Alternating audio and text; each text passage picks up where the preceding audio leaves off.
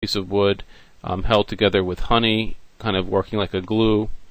Now, we have two ideas, and let's say, though, you make your axe this way, I make my axe this way, and then through the process of exchange, I get your axe, you get my axe, and we're able to combine that idea. So, for example, I might get the idea of creating a hafted axe, right? Put a hole in the stick and then stick in the blade, and that might be a better invention than either of us had before. And I should say that, though, this is basically a feature of Homo sapiens. Adam Smith says, well, I've never seen two dogs exchange bones trying to get a better bone, right? Only humans kind of have these exchanges. And in fact, if you look at near humans like Neanderthals, who also made tools, and even, let's say, chimpanzees and gorillas who also make tools, they don't, let's say, exchange them. So when we look at Neanderthal tools, we can tell that all the rocks and all the pieces of their tools were collected locally. They didn't go and travel to foreign places. But when we look at our ancestors like Cro-Magnon man and the early Homo sapiens, you can see they're actually engaging in exchange because they're actually getting materials not from their locality, but from relatively far off. So, for example, we might find obsidian from the Maya, and we find traces of obsidian in the southwest where there doesn't exist. And so we know there must be some type of trading going on, that they're taking things from long distances. But anyway, this process can continue. So let's say I have my hafted axe, and someone says, well, don't haft the axe. Don't put the hole in the wood, put the hole in the stone. And so what you do is you have perforated stone, and you say, well, that's a better idea, because now the wooden thing is a little sturdier, because, right, putting a hole in a piece of wood is not going to make the best type of axe. And you can start to get perforated axes and perforated tools like here, which are an improvement. Okay, I had an idea, someone else had a different idea. We were able to combine it and make a third idea, something that was better off than we had before. And maybe someone else comes along and say, well, that's a perforated idea is a really good idea, but you know what, stones are kind of messy shapes. I have this thing called metallurgy, and let's make a metal blade. And so we said, okay, we're going to take this idea of a perforated axe, combine it with a metal blade, and maybe we come up with something like this. Okay, and we can still go on, because maybe say, well, that straight handle's not really good, because I can't hold it. If you ever swung a baseball bat without a knob, what you know is your hands will slip off. And the same thing with an axe. If you can have like a little notch or a handle, it's a little more ergonomic than the previous one.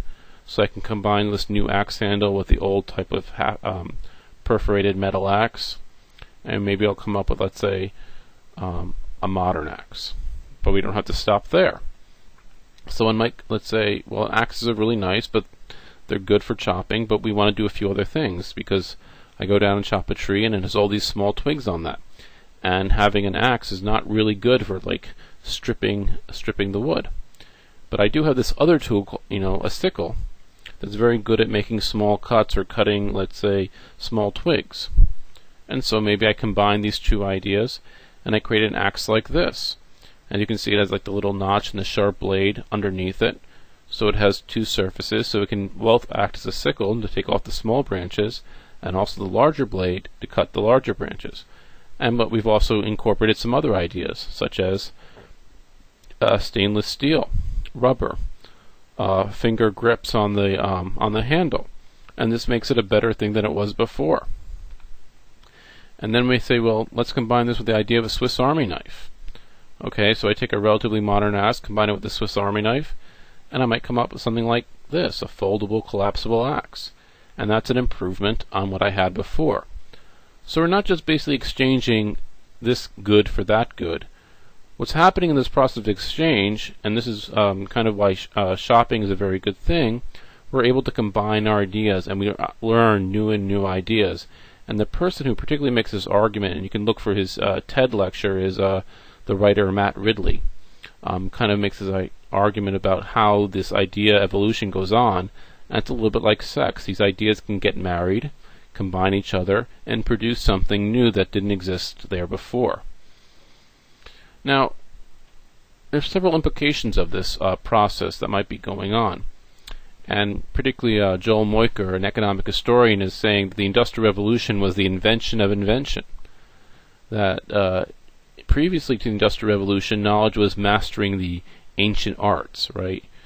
My father, grandfather, my great-great-grandfather, my great-great-great-grandfather did something, and this knowledge was passed down generation to generation. And knowledge was thought of as something that we've known, these mysteries from the dawn of time.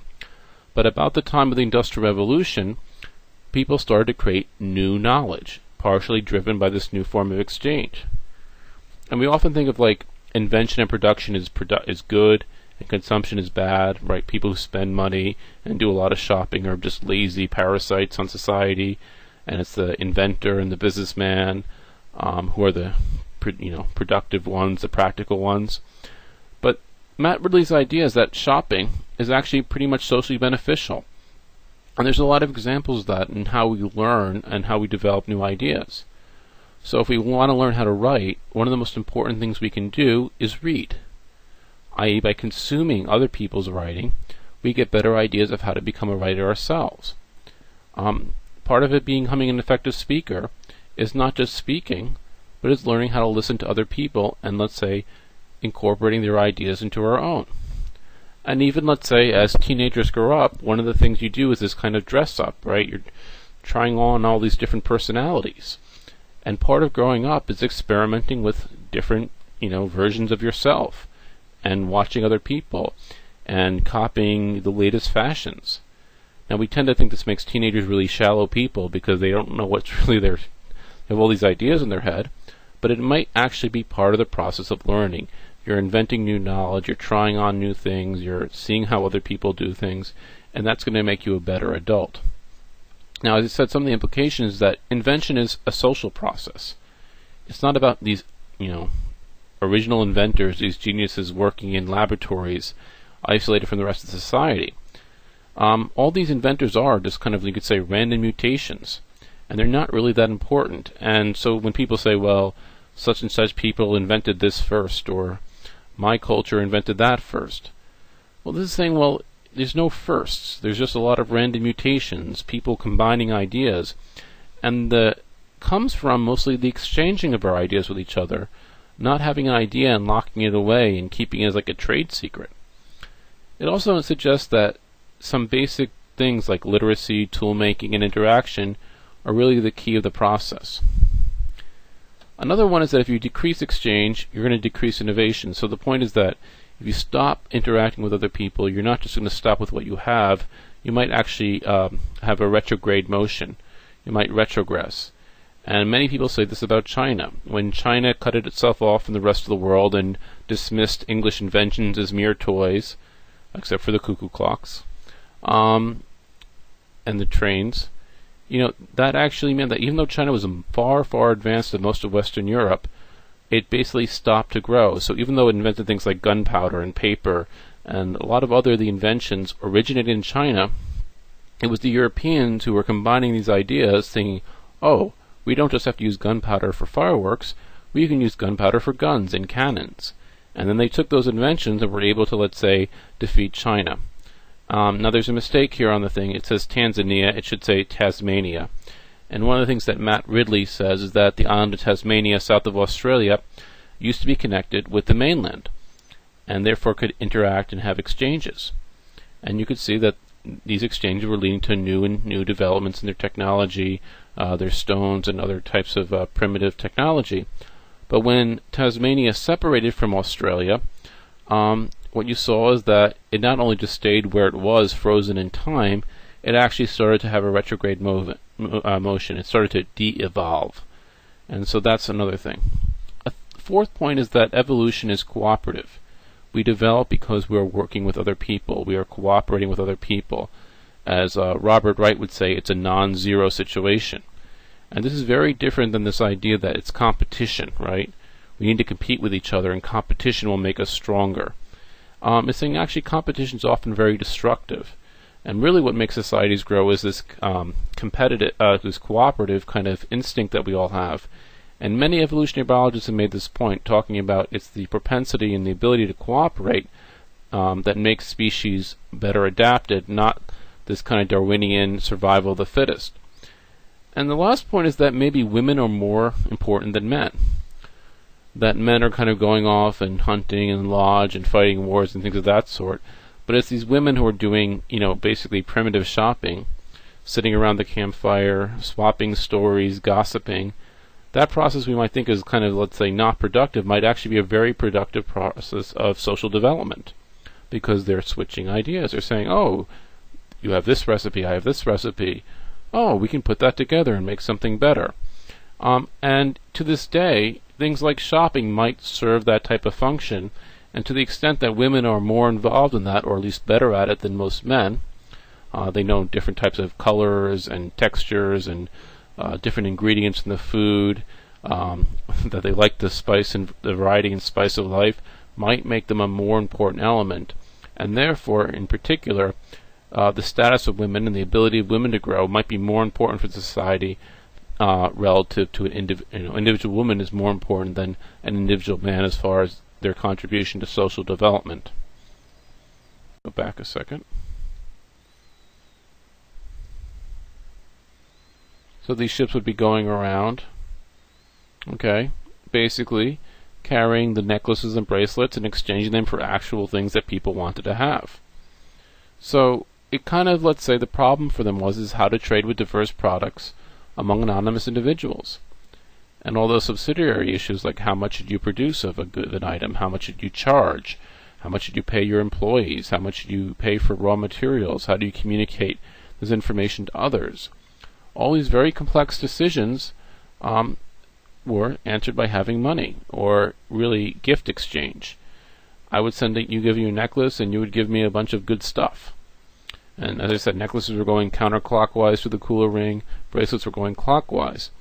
Now the one thing here is that you didn't need profit. The gift was the total value of the goods. So whatever was in your canoe equaled that bracelet, or whatever was in that canoe equaled that necklace.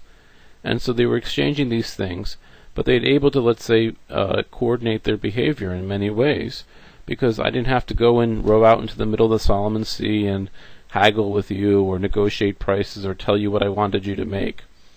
We had this primitive system of where you were exchanging these trinkets or these sparkly things in exchange for real products.